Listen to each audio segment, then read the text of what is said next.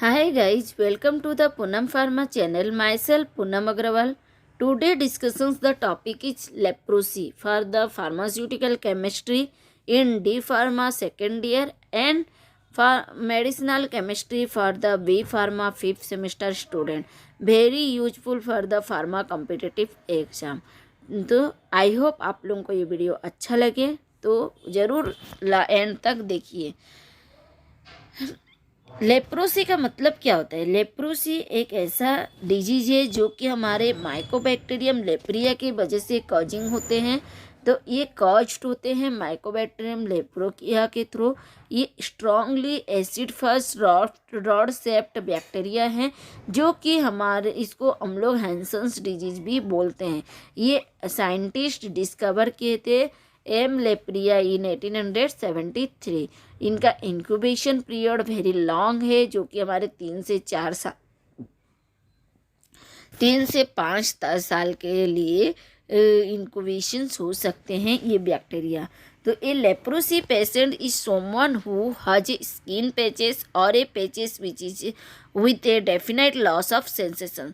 तो जो भी हमारे पेशेंट्स को लेप्रोसी हुआ होता है उस पेशेंट्स की स्किन में कुछ वाइट पैचेस हो जाते हैं और उनके उस स्किन के सेंसेशंस लॉस हो जाते हैं। तो leprosy patches can be pale और रेडिश और कॉपर कलर के दिखाई देते हैं। कैन बी फ्लैटेड और raise, do not itch, usually do not hurts, lack sensations of the heart, touch और pain, can be appear anywhere. तो यहाँ पे क्या होता है कि जो भी स्क्रीन में हमारे पेचेस हुए रहते हैं वो पेचेस दिखने के लिए हमें पेल और रेडिश और कॉपर कलर के दिखाई देते हैं। उसका साइज फ्लैटेड हुआ रहता है या फिर राइज्ड हो रहता है। वहाँ पे हमें ईचिंग नहीं होता है लेकिन लॉस ऑफ सेंसेशन मतलब कोई भी सेंसेशन फील भी नहीं होता है। ना पेन फील होता है, ना हीट सेंसेशन फील होता है, कोई भी सेंसेशन फील नहीं होता है। तो ये दिखने में किस तरीके से दिखाई देता है? दिस वन इज द, इस तरीके से दिखाई देगा हमारे फेस में, बॉडी में, हैंड में, कहीं भी, या फिर इस तरीके से हो जाएंगे ये दिस वन इज द। ये सारे हमारे लेप्रोसी डिजीज के लक्षण हैं जो कि हमें दिखाई देते हैं हमारे बॉडी में। और हमारे बोन सब इस तरीके से थीन हो जाते हैं, हैंड इस तरीके से हो जाते हैं। ये सारे हमारे लेप्रोसी डिजीज के सिंबल हैं, साइन हैं। ठीक है, नेक्स्ट हम लोग देखते हैं कि जो हमारे लेप्रोसी डिजीज है उनके लिए क्या क्या हम ड्रग्स क्लासिफाइड करते हैं। तो drugs on the basis of the leprosy, anti leprotic drugs. तो इसमें क्या होते हैं कि हमारे ड्रग्स डिफरेंट टाइप्स के हैं। First one is the sulphone derivative drugs जो कि हमारे एग्जाम्पल्स हैं dapsone, solapsones etcetera. Phenazine derivative drugs like clofazimine, anti tubercular drugs like rifampicins, ethionamides, other antibiotics drugs like ofloxacins, moxifloxacins, minocycline and clarithromycin. तो हम लोग अभी discussions करेंगे डेप्सन्स के बारे में डिटेल्सली। तो डेप्सन्स क्या है? डेप्सन्स वाइडली यूज होते हैं हमारे सल्फन डेरिवेटिव ड्रग्स हैं long term therapy of leprosy. Leprosy के लॉन्ग टर्म थेरापी के लिए डेप्सन्स को मोस्टली यूज किया जाता है। Through a sulphones are highly effective against the strains of mycobacteria leprae. तो ये माइकोबैक्टीरियम लेप्रिया के अगेंस्ट में हाईली इफेक्टिव है। और ये इसका a small number of the organizations, especially those found in a lepromatous leprosy patients। तो ये हमारे जो लेप्रोसी पेशेंट्स हैं उनके लिए स्पेशली यूज किए जाते हैं और इसमें स्मॉल नंबर के ऑर्गेनाइजेशंस रहते हैं, लेस ससेप्टेबल हैं और ये परसिस्ट कर सकते हैं बहुत साल तक के लिए। Resulting relapse before the introductions of a current multi drugs regimen, resistance rates were is high एच 20% ऑफ द डेप्सोन मोनोथेरापी। तो इसका रेजिस्टेंस रेट कितना है? 20% है फॉर द डेप्सन्स मोनोथेरापी के अगेंस्ट। इसका मेकानिज्म ऑफ एक्शन क्या है कि जो हमारा सल्फन डेरिवेटिव ड्रग्स है स्ट्रक्चरली हमारे पाबा ड्रग्स को para amino benzoic salicylic acid para amino benzoic acids और competitive inhibitor of the folic acid और पाबा के साथ वो इनहिबिट करता है through the synthesis of the sulphone are characterized and are used only for the treatment of the leprosy. तो इसका mechanism of actions क्या है, मोड ऑफ एक्शंस क्या है कि ये हमारे पाबा एनालॉग को कॉम्पिटिटिवली इनहिबिट करता है और फॉलिक एसिड सिंथेसिस में हेल्प करता है फॉर द सल्फन। इसका स्ट्रक्चरल आईपीसी नेम क्या है, तो हमारे सल्फन में क्या होता है, डेप्सन मतलब डेप्सन का मतलब क्या हुआ, डाई इथाइल एमिनो डेप्सन्स में हमारा जो मॉलिकुलर फार्मूला डेप्सन्स का मतलब क्या होता है, DDS means di amino di phenyl sulfone. मतलब कि यहाँ पे हमारे 2 एमिनो ग्रुप होंगे, 2 फिनाइल ग्रुप होंगे और 1 सल्फन ग्रुप होंगे। तो this one is the phenyl amino group and this one also a phenyl amino group, this one is the sulphone group. तो यहाँ पे हमारा आईपीसी नेम क्या होगा कि इसका पोजीशंस देखेंगे, नंबरिंग देखेंगे। नंबरिंग अगर हम यहाँ से शुरुआत करते हैं 1 2 3 4 नंबरिंग हम लोग यहाँ से शुरुआत करेंगे 1 2 3 4 5 6 1 2 3 4 5 6। तो यहाँ पे बोथ 4 पोजीशंस पे एमिनो ग्रुप है, तो 4 amino benzene, this one is the sulphonyl, this one is the aniline. तो 4 एमिनो बेंजीन सल्फानोइल एनिलीन। और या फिर हम लोग इस तरह से भी लिख सकते हैं कि 4 di amino benzene sulphonyl diphenyl groups. ठीक है, नेक्स्ट हम लोग देखते हैं कि डेप्सन्स ये also known is the DDS that's are the di amino phenyl sulphone.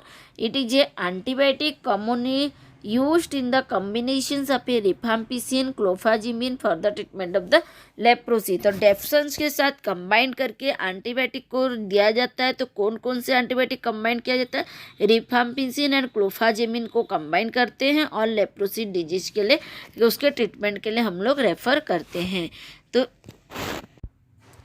हम लोग देखेंगे कि अभी हमारे डेप्सन्स का नोमेनक्लेचर हो गया है।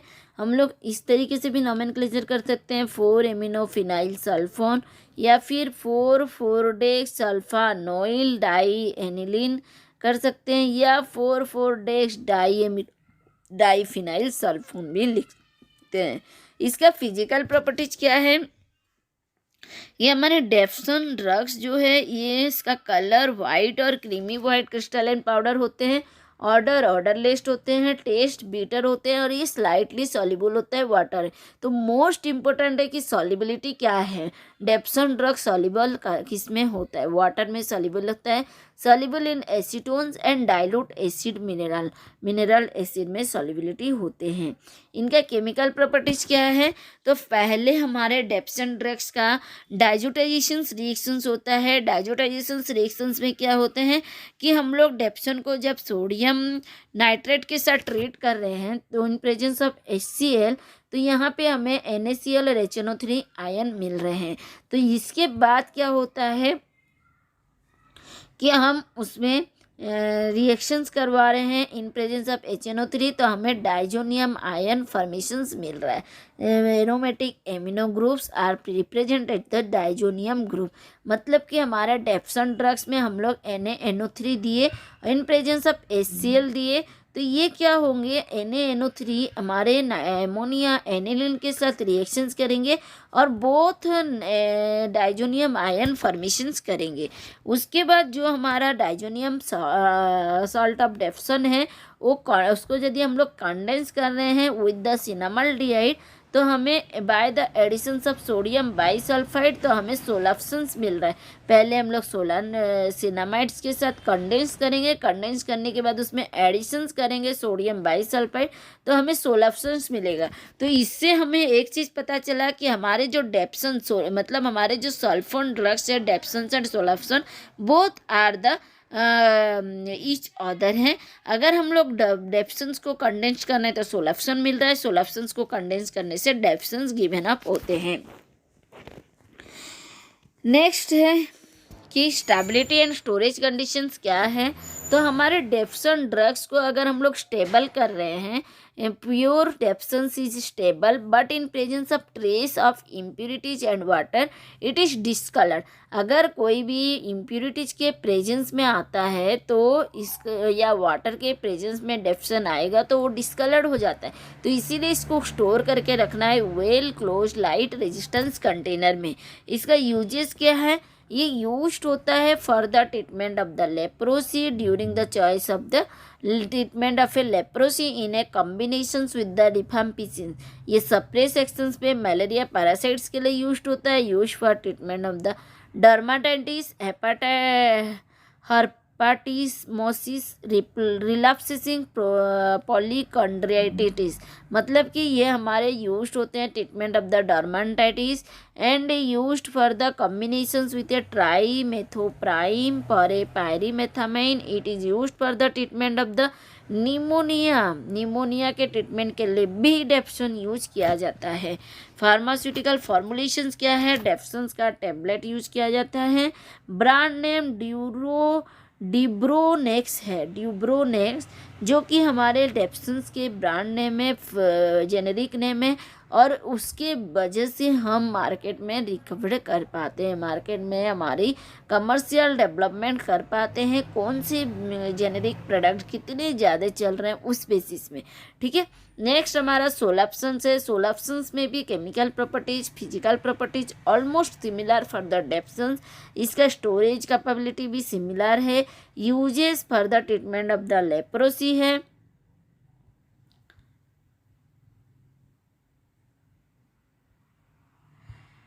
ठीक है, तो हमारे जो डेप्सन्स ड्रग्स है इसका स्ट्रक्चर एक्टिविटी रिलेशनशिप क्या है। तो सल्फन ग्रुप फाउंड होते हैं essential actions for the relapsing in a diminish the activity of replacements of benzene ring with a thiazole ring produce thiazolsulfone which is found to be less active as compared to dapsone. Replacement of one hydrogen from each amino group with acetyl group gives less activity of the acidapsone which is have a less solubility and hence used to depot injections। मतलब क्या होता है, जब हमारे डेप्सन्स drugs को हम लोग कोई भी एसिटाइल ग्रुप्स के कॉम्बिनेशंस में देंगे तो उसका एसिडाप्सन हो जाएगा, मतलब कि लेस एक्टिविटी आ जाएगा, एसिडिटिक लेस एक्टिविटी लेस हो जाएगा, उसके वजह से हमें लेस सॉल्युबिलिटी मिलेगा। तो वहाँ पे हम लोग डिपोट इंजेक्शंस का यूज कर सकते हैं, ठीक है।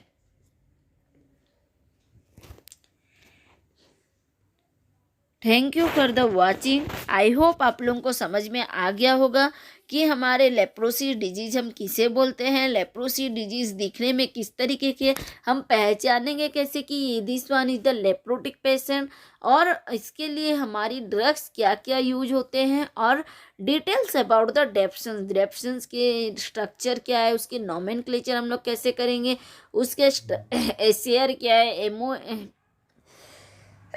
एमओए क्या है, फिजिकल केमिकल प्रॉपर्टीज क्या है, यूज किस तरीके से होते हैं, ये सभी कोई आप लोगों को समझ में आ गया होगा। तो अगर इंटरेस्ट आया है, समझ में आया है तो आप लोग प्लीज़ लाइक शेयर सब्सक्राइब करिए और ज़्यादा से ज़्यादा वीडियो वॉच करिए ताकि आप लोगों का डाउट क्लियर हो सके। Thank you for watching.